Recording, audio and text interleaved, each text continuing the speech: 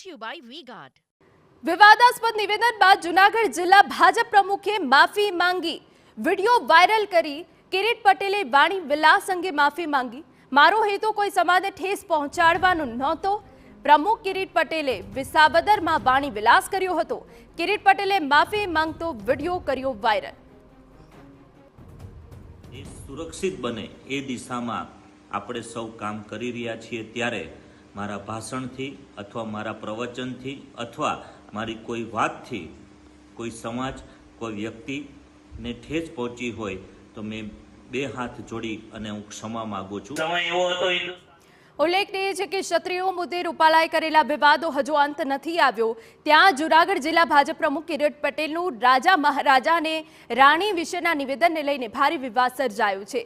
જિલ્લા ભાજપ પ્રમુખે પોતાના ભાષણ દરમિયાન કહ્યું કે પહેલાના સમયે પટરાણીનો દીકરો ગમે તેવો હોય તો પણ એ જ રાજા બનતો, જ્યારે હવે લોકશાહીમાં પ્રજા રાજાને મત આપીને ચૂંટે છે.